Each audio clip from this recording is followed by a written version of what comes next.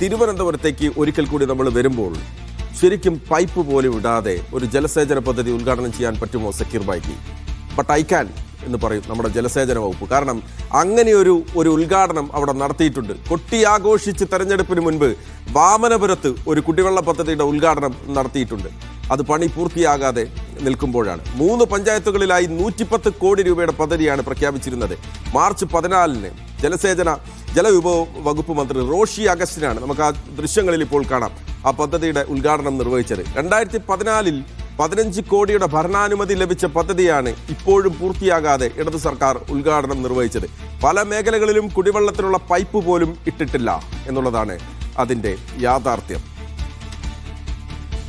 രജീഷ് നരിക്കുനി ചേരുകയാണ് വിവരങ്ങളുമായി. രജീഷ്, ഇതെന്ത് പണിയാണ് സാറേ എന്ന് ജനങ്ങൾക്ക് ശരിക്കും ചോദിക്കാൻ പറ്റുന്ന ഒരു സ്ഥലമാണ് ഈ പറയുന്ന വാമനപുരത്തുള്ള ഈ കുടിവെള്ള പദ്ധതി എന്ന് പറയുന്നത്. ശരിക്കും ഇതിൽ എന്താണ് സംഭവിച്ചത് രജീഷ്? 2026 മാർച്ച് 14-ന് വൈകിട്ട് 4 മണിക്കാണ് വാമനപുരം മണ്ഡലത്തിലെ സമഗ്ര കുടിവെള്ള പദ്ധതിയുടെ ഉദ്ഘാടനം ജലവകുപ്പ് മന്ത്രി റോഷി അഗസ്റ്റിൻ നിർവഹിക്കുന്നത്. പക്ഷേ സത്യമെന്തെന്നാൽ എവിടെയും കുടിവെള്ളം എത്തിയിട്ടില്ല. അതായത് വർഷങ്ങൾക്ക് മുമ്പ് തുടങ്ങിയ പദ്ധതി, ഏകദേശം 12 വർഷങ്ങൾക്ക് മുമ്പേ തുടങ്ങിയൊരു പദ്ധതിയാണ്. അതിൽ ആദ്യഘട്ടത്തിലെ ആളുകൾക്ക് പോലും ഇതുവരെ വെള്ളം ലഭിക്കാത്തൊരു സാഹചര്യമാണ്. പൈപ്പ് തുറന്നാൽ കാറ്റ് മാത്രം വരുന്ന സാഹചര്യമാണ് പലപ്പോഴും ഉള്ളത്.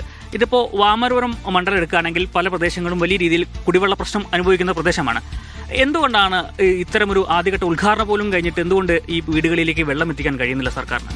ഇത് 2013-ല് ബഹുമാനപ്പെട്ട കേരളത്തിൻ്റെ മുഖ്യമന്ത്രി ശ്രീ ഉമ്മൻചാണ്ടി സാറിൻ്റെ ഈ നമ്മുടെ നന്ദിയോട് ഗ്രാമപഞ്ചായത്തിൻ്റെ അതോടൊപ്പം തന്നെ ആനാട് ഗ്രാമപഞ്ചായത്തിൻ്റെയും വിവിധ പ്രദേശങ്ങളിലുള്ള കുടിവെള്ളക്ഷാമം പരിഹരിക്കുന്നതിന് വേണ്ടി അദ്ദേഹം നൽകിയ ഒരു 60 കോടി അനുവദിച്ചുകൊണ്ടുള്ള പദ്ധതിയായിരുന്നു.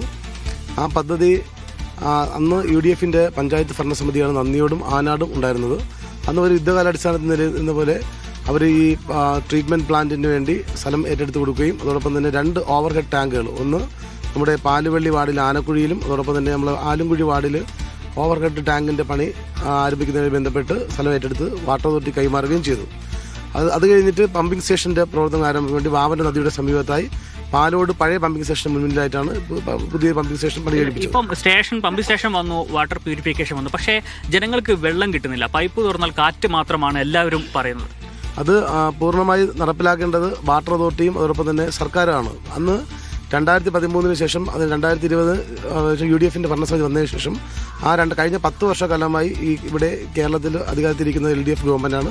അതിന് ബഹുമാനപ്പെട്ട നമ്മുടെ MLA-യുടെ ഒരു ഇച്ഛാശക്തിയുടെ കുറവ് കാരണമാണ് ഈ പദ്ധതി പൂർണ്ണത എത്താത്തത്. ഇപ്പം നിയമസഭാ ഇലക്ഷൻ മുന്നിൽ കണ്ടുകൊണ്ട് ജനങ്ങളെ കണ്ണിൽ പൊടിയിടുന്നതിന് വേണ്ടി ഒരു തട്ടിക്കൂട്ട് ഒരു ഉദ്ഘാടനമാണ്, 1ാം ഘട്ട ഉദ്ഘാടനം എന്ന് പറഞ്ഞ് ജനങ്ങളെ പറ്റിക്കുന്ന ഒരു സാഹചര്യം ഉണ്ടായിട്ടുള്ളത്.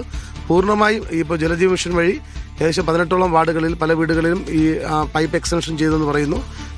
പൈപ്പ് വാട്ടർ കണക്ഷൻ കൊടുത്തു. പക്ഷേ എങ്കിൽ പോലും പല സ്ഥലങ്ങളിലും പൂർണ്ണമായി ജലം എത്താത്ത സാഹചര്യമാണ്. അതിൻ്റെ വളരെ ഇതിൻ്റെ വാട്ടർ അതോറിറ്റിയും അതോടൊപ്പം തന്നെ ബന്ധപ്പെട്ട അധികാരികൾ ഇടപെട്ട് ശാശ്വതമായ പരിഹാരം കാണണമെന്നാണ് നമ്മൾ നാട്ടുകാരുൾപ്പെടെ ആവശ്യപ്പെടുന്നത്. ഒരു കൂട്ടം ജനതയാണ് കുടിവെള്ളത്തിനായി കാത്തു നിൽക്കുന്നത്. എന്ന് കുടിവെള്ളം ലഭ്യമാകുമെന്ന ഉത്തരമില്ല. പലപ്പോഴും ഈ പ്രദേശത്ത് ഉള്ളവരൊക്കെ തന്നെ കുഴൽക്കിണറിനൊക്കെയാണ് വെള്ളം എടുക്കുന്നത്. ഈ വേനൽക്കടുത്തോടെ കുഴൽക്കിണറിലും വലിയ രീതിയിൽ വെള്ളം കുറഞ്ഞിരിക്കുക. അതോടുകൂടി പുറത്തുനിന്ന് വലിയ ദൂരെ നിന്നുമൊക്കെയാണ് പലരും വെള്ളം എത്തിക്കുന്നത്. എന്തായാലും 110 കോടിയുടെ ഒരു കുടിവെള്ള പദ്ധതിയാണ്. അത് എങ്ങും എത്താതെ നിൽക്കുകയാണ്. കാണാൻ ഈ പമ്പ് ഹൗസും ഒപ്പം തന്നെ വാട്ടർ പാർക്ക്, ഈ ശുചീകരണ സാധനങ്ങളും ഒക്കെ ഉണ്ടെങ്കിൽ കൂടിയും ജനങ്ങൾക്ക് കുടിവെള്ളം ലഭ്യമാകുന്നില്ല എന്നതാണ് അടിസ്ഥാനപരമായ പ്രശ്നം.